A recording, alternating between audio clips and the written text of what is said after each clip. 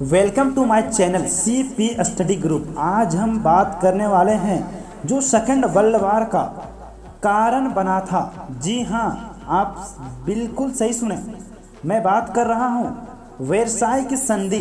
जी हाँ, वेरसाई की संधि।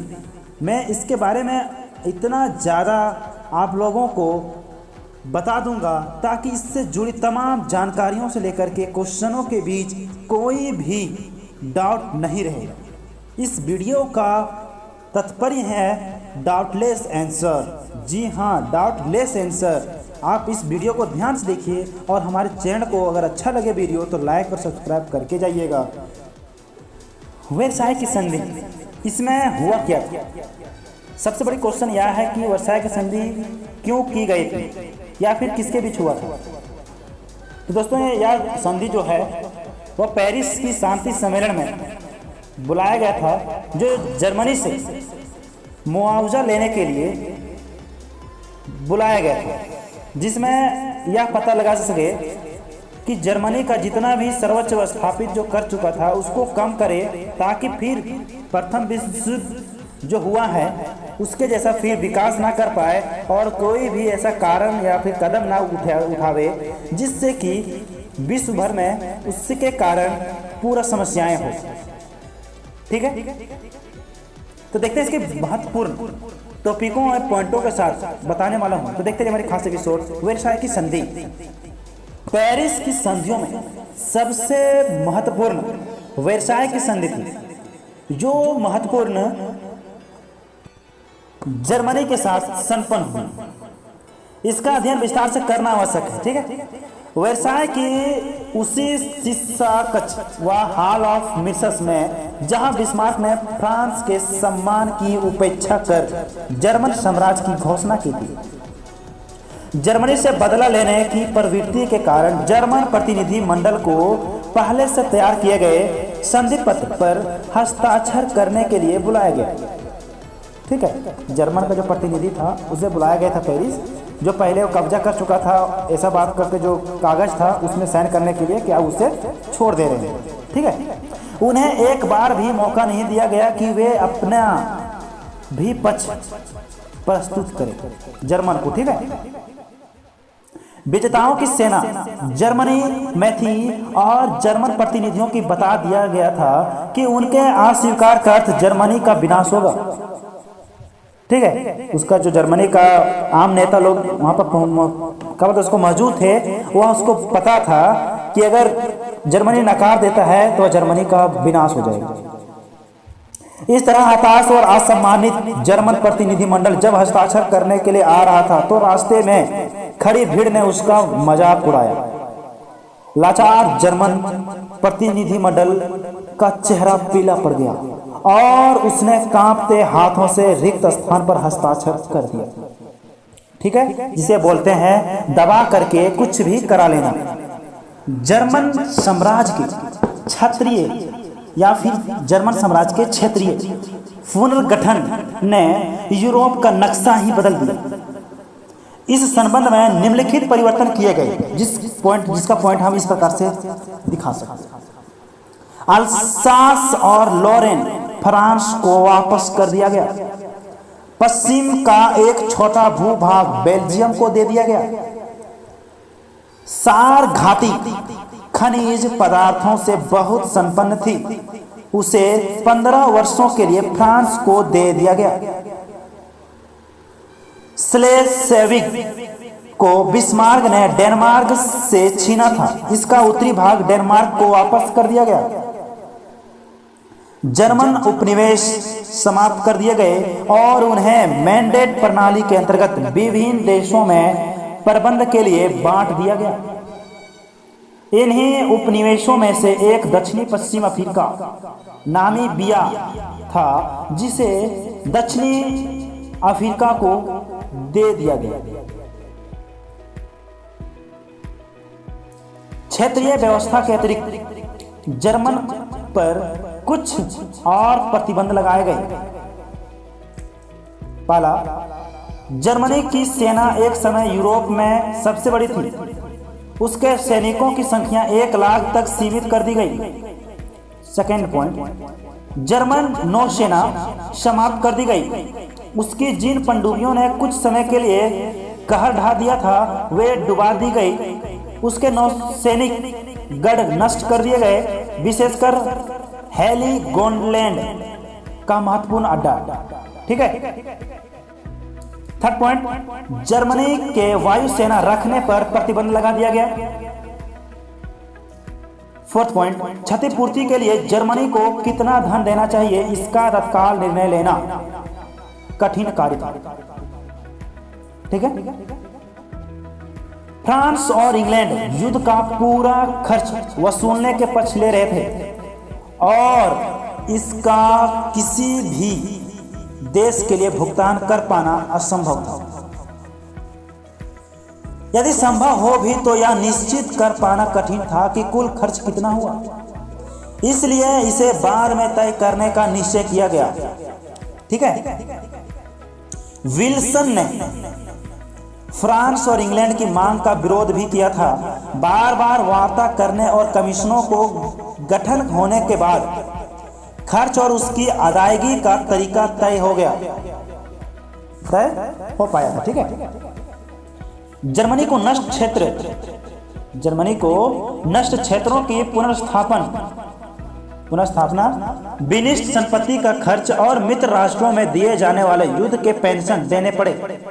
यह सब भुगतान कौन किया? जर्मनी। इसके अतिरिक्त अन्य महत्वपूर्ण क्षेत्रीय प्रबंध भी ऐतिहासिक सिद्ध हुए, जैसे कि त्रियस्त, इस्त्रिया, त्रिनित्योनो और दक्षिणी टाइराल इटली को दे दिए गए।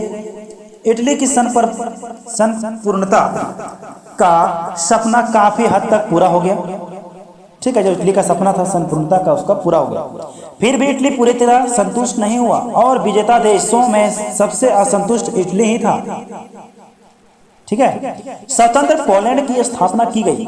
नवोदित पोलैंड के गणतंत्र में रूस द्वारा अधिकृत पोलैंड, गैलिसिया, पोजेन, पश्चिम पर्शिया और जनमत संग्रह के बाद उत्तरी साइलेसिया सम्मिलित थे।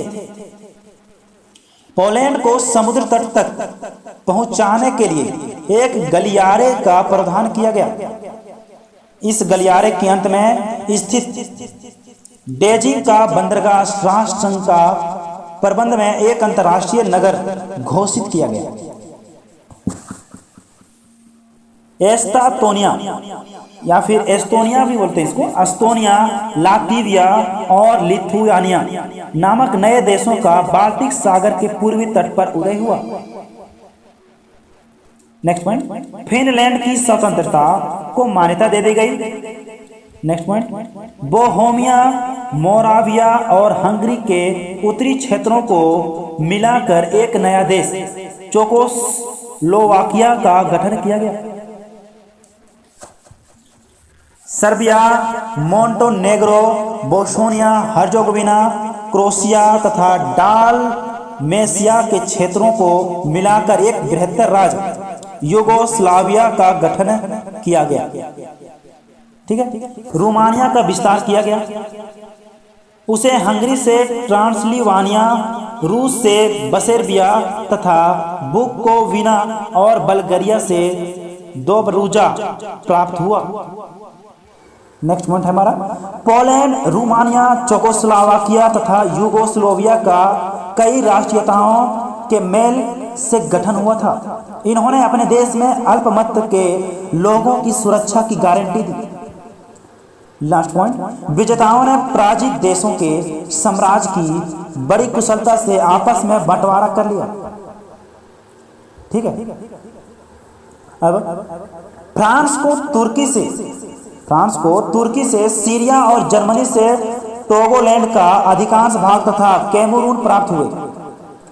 इंग्लैंड को तुर्की से फिलिस्तीन, ट्रांसजार्डेनिया और मेसोपोटामिया तथा जर्मनी से टोगोलैंड और कैमरून का एक हिस्सा और अफ्रीका तट पर टांगानिका प्राप्त हुआ। दक्षिणी पश्चिम अफ्रीका, इसे आजकल नामीबिया के नाम से जाना जाता है। ठीक है। उसे प्राप्त हुआ। जर्मन न्यू गिनी, ऑस्ट्रिया यानी कि ऑस्ट्रेलिया को दे दिया गया था, ठीक है, ऑस्ट्रिया नहीं ऑस्ट्रेलिया को दे दिया गया, न्यू गिनी को, और सामोआ न्यूजीलैंड को, नाउरू द्वीप इंग्लैंड, ऑस्ट्रेलिया और न्यूजीलैंड को संयुक्त रूप से दिया गए, ठीक है, उसे दे दिया गया था न्यूजीलैंड और ऑस्ट्रेलिया को। कैरोलिन द्वीप समूह जापान को सौंपा गया। उपनिवेशों में केवल अरब को स्वतंत्रता मिली, ठीक है, अरब को स्वतंत्रता मिली, परंतु बंटवारा यह मानकर किया गया कि ये क्षेत्र तत्काल स्वतंत्र होने की स्थिति में नहीं है। उन्हें क्षेत्रफल, जनसंख्या और उन्नति के आधार पर 3 श्रेणियों में बांट दिया गया। प्रथम श्रेणी में मध्य पूर्व में तुर्की के क्षेत्र थे, जिन्हें कुछ ही दिनों में स्वतंत्रता मिलने वाली थी, और तब तक के लिए वहां की व्यवस्था का भार इंग्लैंड और फ्रांस के हाथों सौंप दिया गया। द्वितीय श्रेणी में अफ्रीका के बड़े उपनिवेश थे, जहां सभ्यता का स्तर बहुत निम्न था। अंतिम कोटि में ऐसे क्षेत्र थे जिनमें स्वतंत्र रहने का आर्थिक आधार ही नहीं था।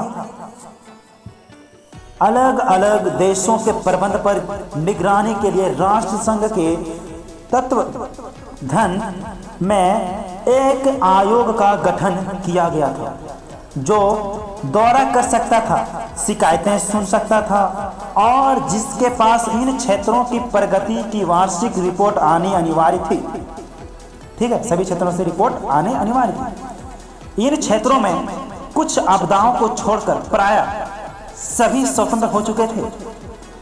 सबसे विवादास्पद दक्षिणी पश्चिम अफ्रीका बना हुआ था, ठीक है, बना हुआ, जिसे सारे अनुबंधों का उल्लंघन कर दक्षिण अफ्रीका अपना प्रांत कहता है। मूल्यांकन कहने का शाब्दिक अर्थ यह है कि वर्साई की संधि का रिजल्ट क्या निकला, ठीक है। वर्साई की संधि के स्थायी होने की कोई संभावना ही नहीं थी। जिस प्रवृत्ति और लक्ष्य से यह संधि हुई थी, वह उसके विनाश का बीज स्वयं में ही संजोए थी, ठीक है। फ्रांसीसी मार्शल फ्रांस ने, ठीक है, फ्रांस के नेताओं ने तो 1919 में ही कह दिया था कि यह संधि नहीं, 20 वर्षों के लिए युद्ध स्थगन मात्र है। जो वर्साई की संधि हुई थी, यह इस संधि नहीं है, यह 20 वर्षों के लिए युद्ध को स्थगन कर दिया गया है, ठीक है। वास्तव में ठीक 20 वर्ष बाद 1939 में ही द्वितीय विश्व युद्ध शुरू हो गया, ठीक है, शुरू हो गया था।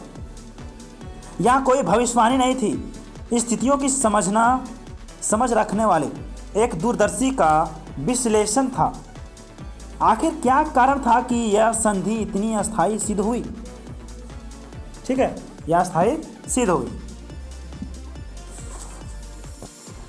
किसी भी संधि के लिए परस्पर सद्भाव जरूरी है। द्वितीय महायुद्ध में विजयी ब्रिटेन के युद्ध संचालक प्रधानमंत्री चर्चिल का मत है कि देशों को पराजय में उदारता और विजय में उदार, defend in defeat and magnificence and victory होना चाहिए। द्वितीय महायुद्ध के बाद ऐसा ही हुआ, और उसका परिणाम यह हुआ कि युद्ध के कुछ ही दिनों बाद अमेरिका ने जर्मनी की मदद की, ठीक है। कुछ ही वर्षों में विजेता और पराजित देशों ने मिलकर यूरोपीय साझा बाजार का गठन किया और सारी दुनिया में प्रगति के नए कीर्तिमान स्थापित किए। हिटलर के कारनामों से लज्जित होकर जर्मनी ने दुनिया की मदद से नाटक में हिस्सा बांटना शुरू किया। इसके विपरीत प्रथम महायुद्ध के बाद सारे जर्मनी को कटघरे में खड़ा कर दिया गया, ठीक है, कटघरे में खड़ा कर दिया था। युद्ध शुरू किया था सम्राट विलियम ने और उसका पतन हो गया था। नवोदित वाइमार गणतंत्र की रक्षा करने और विलियम के सैन्य तंत्र को जिम्मेदार ठहराने के स्थान पर जर्मन राष्ट्र को दोषी ठहराया गया। द्वितीय महायुद्ध के बाद जर्मन राष्ट्र नहीं बल्कि नाजी व्यवस्था और हिटलर दोषी ठहराए गए थे। प्रथम महायुद्ध के बाद तो जर्मनी ही अपराधी था। यह एक संकुचित और गलत दृष्टिकोण था जिसके परिणाम भयावह हुए। ठीक है, संधि का आधार यदि वार्ता होती तो जिसके परिणाम भयावह हुए, संधि का आधार यदि वार्ता होती तो उसका क्रियान्वित के प्रति दोनों ही पक्षों की जिम्मेदारी होती। लेकिन वर्साय संधि एक थोपी हुई एक तरफा संधि थी। इतिहासकार E.H. कार के अनुसार ऐसा लगता था कि किसी न्यायालय ने किसी अपराधी के विरुद्ध फैसला सुना दिया हो। ठीक है, कार वर्साय संधि को आरोपित संधि मानता है। ठीक है, उसके अनुसार युद्ध के बाद की गई हर संधि इस अर्थ में आरोपित होती है कि पराजित देश खुशी से उसकी शर्तें नहीं स्वीकारता, लेकिन इस संधि में शर्तें जिस तरह थोपी गई थी उसी तरह किसी में नहीं। ऐसी असम्मानजनक संधि का उल्लंघन और उसे नकारना जर्मनी जैसे स्वाभिमान देश के लिए राष्ट्रीय प्रतिष्ठा का प्रश्न बन गया था। ठीक है, प्रश्न बन गया। लैंगसम के अनुसार वर्साय संधि में जर्मनी को अपराध स्वीकार करने पर मजबूर किया गया था। इसलिए उसके लिए इसके विरुद्ध विद्रोह करना और उनसे बदला लेना, जिन्होंने ऐसा किया था, राष्ट्रीय सम्मान का सवाल बन गया। 1919 के बाद की पीढ़ी इसी कल्पना के आधार पर जीवित थी कि कब इस संधि का अंत होगा। इस संधि का अवज्ञा, उल्लंघन और अंत की बात करते ही टूटपूंजियां हिटलर पूरे देश का स्वीकृत और लोकप्रिय तानाशाह बन गया। फ्रेडरिक और मोल्टके का विख्यात देश केवल 1 लाख की सेना से कैसे संतुष्ट होता है ना, सेना से कैसे संतुष्ट होता। संपूर्ण यूरोप नौसैनिक विस्तार करे और जर्मनी मात्र कुछ व्यावसायिक जहाज़ों को लेकर ही संतोष करे, यह कैसे संभव था। विश्व में वायु सेना का महत्व बढ़ता चला जाए और जर्मनी केवल कल्पना की उड़ान भरे। Question mark. पेरिस में पराजित देशों के निरस्त्रीकरण में इस बात पर भी विचार किया गया था कि सभी देश उसी अनुपात में अपना निरस्त्रीकरण करेंगे, लेकिन विजेताओं ने इस पर ध्यान नहीं दिया और निरस्त्रीकरण सम्मेलनों का नाटक चलता रहा। इस तरह एक तरफा दबाव अनैतिक ही नहीं, अव्यावहारिक भी था। यह संधि उल्लंघन के लिए एक परोक्ष प्रोत्साहन था और यही हुआ भी। जर्मनी को ही युद्ध के लिए उत्तरदायित्व ठहराना हर तरह से गलत होता। ठीक है, हर तरह से गलत था।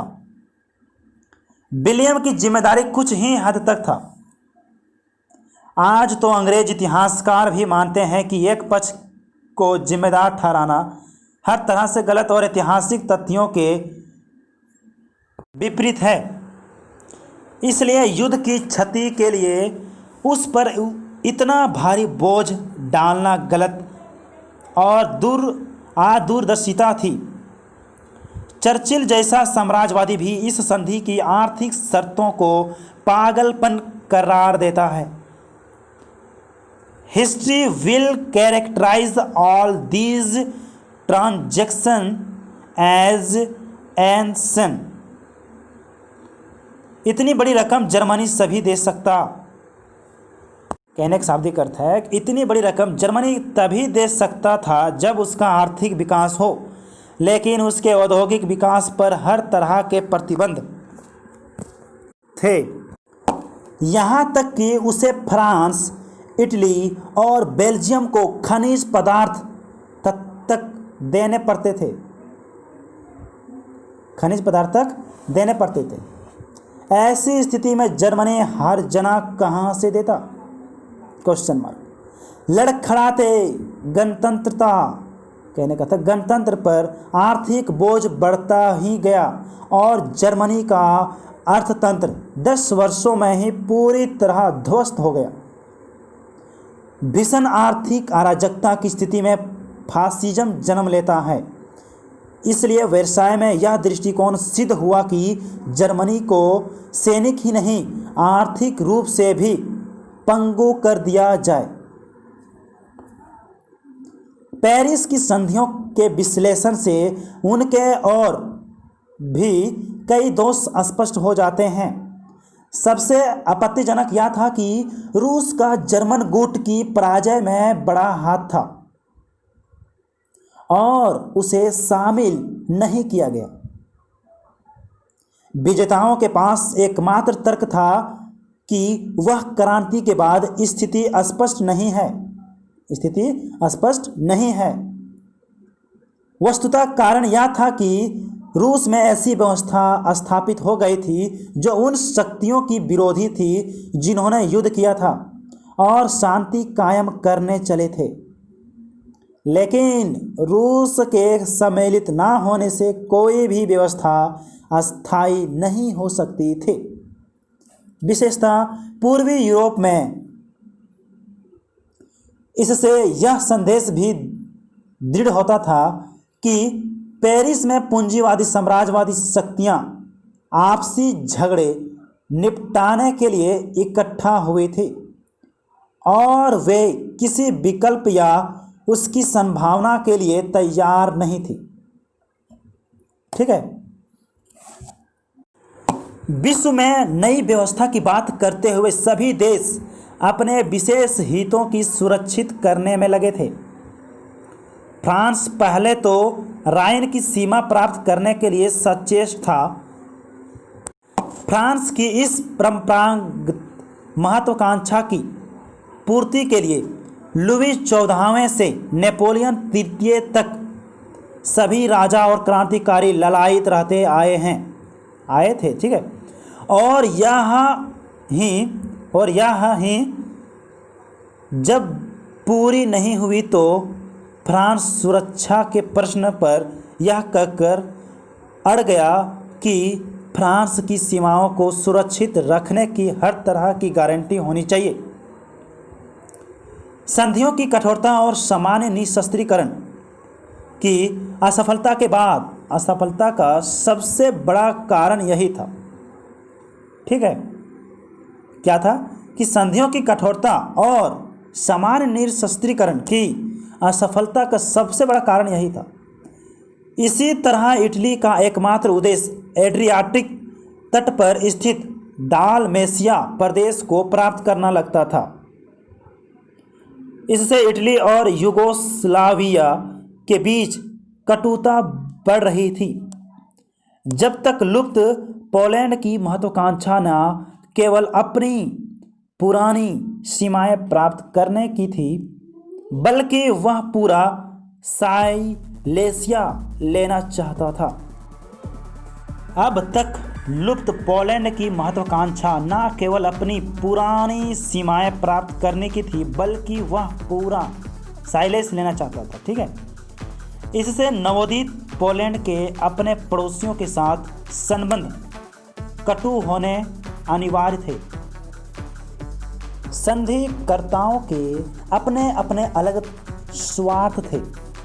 मित्र राष्ट्रों में भी मतविनिमय था। संधि के प्रमुख परिणताओं में भी मत नहीं था। इतिहासकार लैंगसम के अनुसार संधि की असफलता का सबसे बड़ा कारण फ्रांस और इंग्लैंड के उद्देश्यों में भिन्नता थी। इसी तरह अमेरिका की उदारता से फ्रांस असंतुष्ट था। क्लामांसो व्यंग किया करता था। क्या बोलता है क्लामांसो? देखिए, ईश्वर ने भी हजरत मूसा को 10 ही निर्देश दिए थे, लेकिन विल्सन ने तो 14 निर्देश दिए। लैंगसन के अनुसार विल्सन के आदर्शवाद और सम्मेलन के भौतिकवाद में तीव्र विरोध था और ज़्यादातर भौतिकवाद को ही विजय मिली।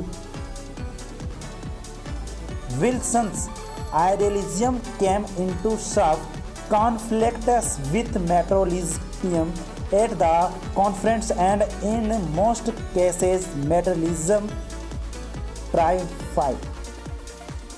कहने करता है वह ऐसा वाक्य बोला करता था।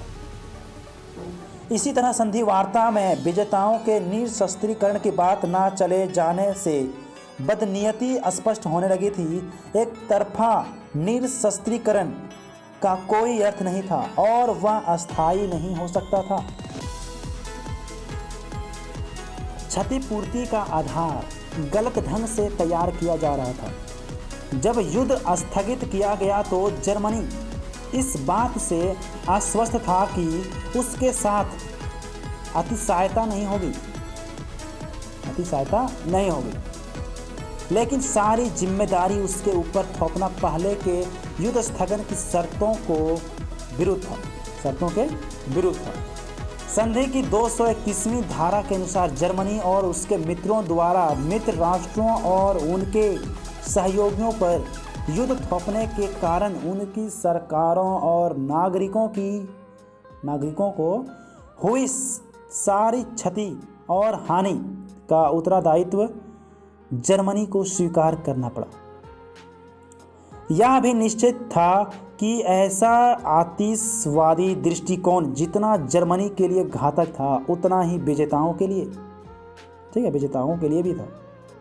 जब जर्मनी में आर्थिक ढांचा ध्वस्त हुआ तो पश्चिम जगत पर भी इसका प्रभाव पड़ा। 1930 के आसपास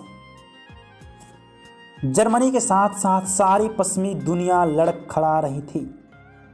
बेरोजगारी और मंदी ने एक साथ दोनों को ग्रास बनाया था। इसी तरह विश्व के उपनिवेशों को आत्मनिर्णय का अधिकार देने की बात तो दूर, यूरोप में ही सबके साथ न्याय नहीं हुआ। तुर्क साम्राज्य से सभी दूसरी राष्ट्रीयताओं वाले लोग मुक्त कर दिए गए, लेकिन आर्मेनियन लोगों के भविष्य पर ध्यान नहीं दिया गया। इस तरह का भेदभाव स्पष्ट करता था कि सिद्धांतों के पीछे केवल राष्ट्रीय हित काम कर रहे थे। एक बात यह स्पष्ट थी कि सिद्धांत और व्यवहार में कोई समन्वय नहीं था। इतिहासकार E.H. कार के अनुसार सिद्धांत और व्यवहार में भेद इस बात को पुष्ट करता है कि वर्साय संधि एक पक्षपातपूर्ण दस्तावेज है। इन संधियों पर अंतिम निर्णय लेने के पहले इसकी उपलब्धियों पर भी ध्यान देना जरूरी है। ठीक है, 1919 में जल्दी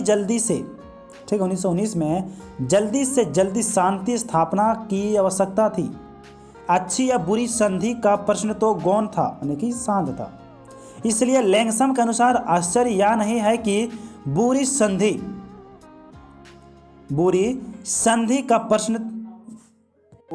हुई।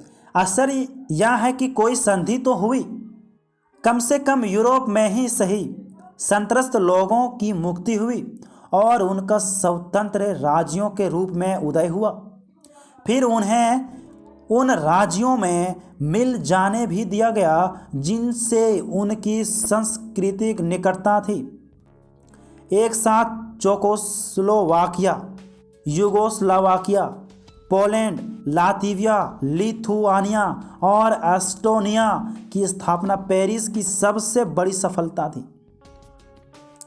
पहले के राज्यों में सीमा निर्धारण से तथापि अल्पमत की सारी समस्याएं समाप्त नहीं हुई, फिर भी अधिकांश समस्याओं का निराकरण हो गया था।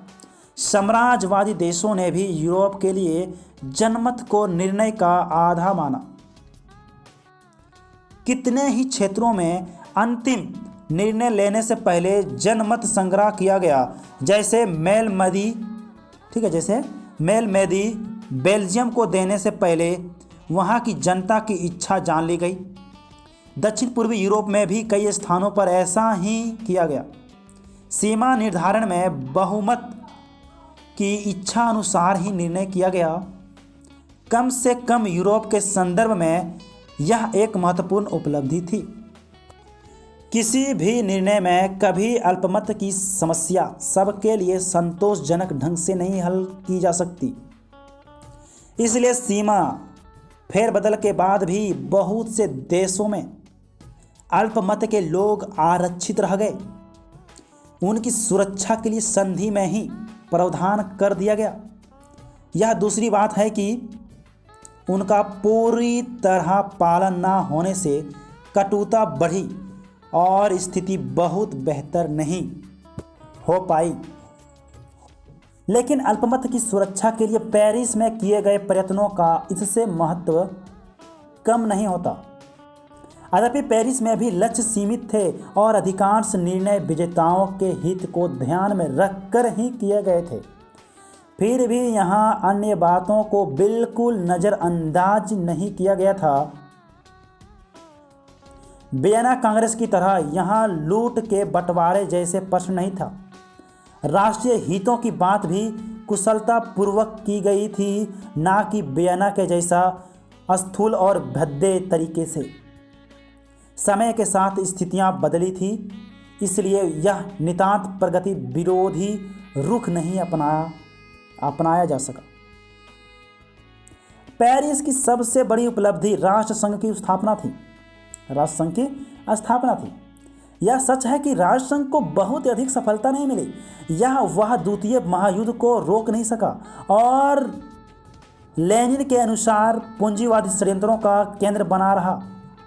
फिर भी अंतर्राष्ट्रीय तनाव दूर करने में इतनी बड़ी संस्था की स्थापना, जिसमें सारी दुनिया के कर्मचारी हो और जो राजनीतिक ही नहीं सामाजिक और आर्थिक मामलों में भी अंतर्राष्ट्रीय सहयोग प्रोत्साहित करे, एक अभूतपूर्व घटना थी।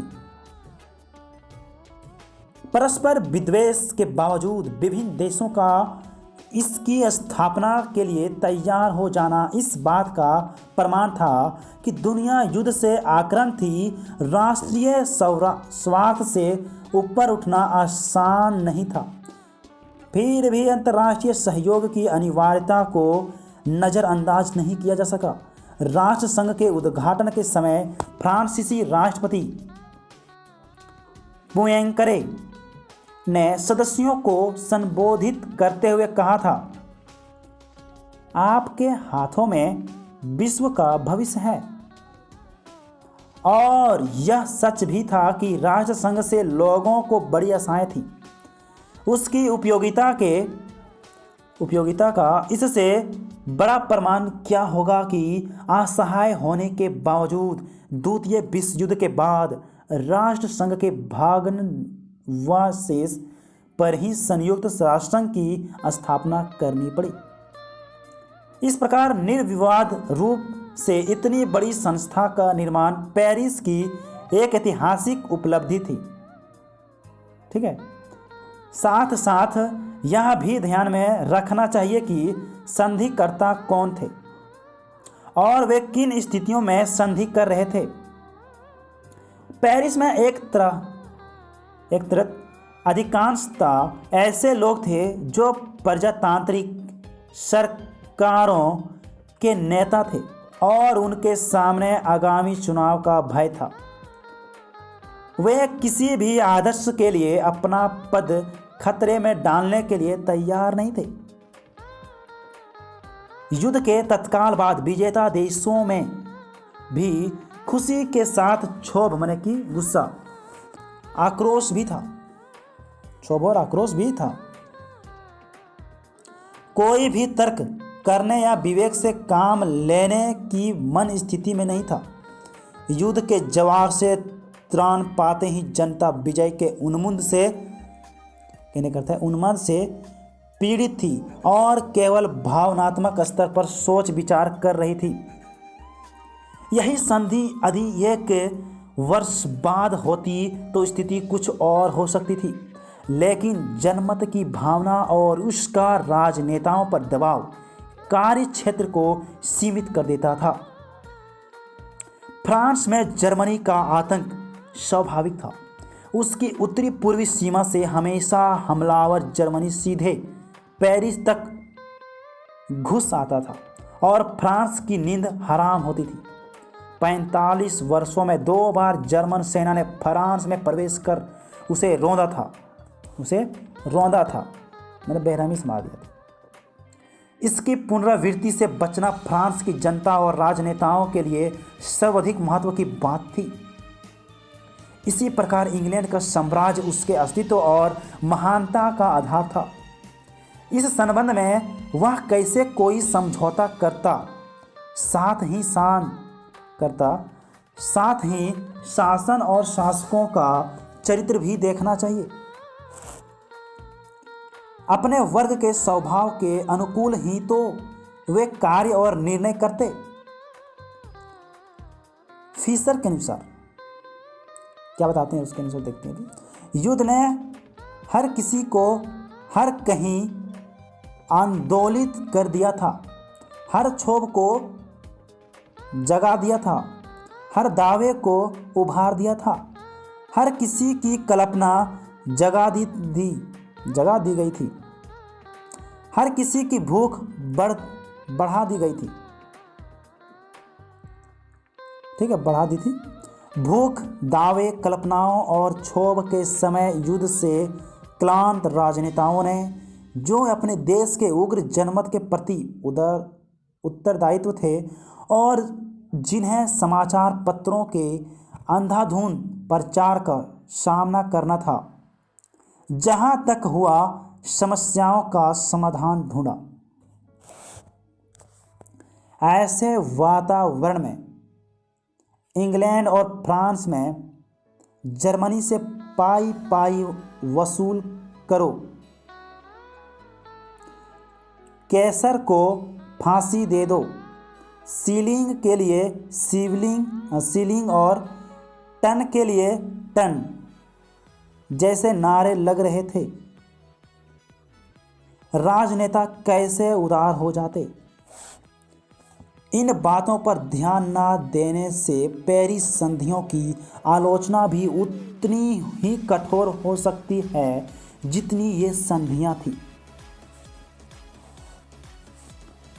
जो भी हो, पेरिस में शांति नहीं स्थापित की जा सकी और यूरोप के पुनः निर्माण का सही खाका नहीं बन सका। खाका कहने शाब्दिक अर्थ है उसका नक्शा। यूरोप इस बार 1815 से अधिक ध्वस्त हुआ था। पुनर्रचना पहले से अधिक महत्वपूर्ण और जटिल थी, लेकिन उतनी सावधानी नहीं बरती गई। संधि के बाद कहा गया था, युद्ध समाप्त करने वाला युद्ध तो समाप्त हो गया। युद्ध समाप्त करने वाला युद्ध तो समाप्त हो गया।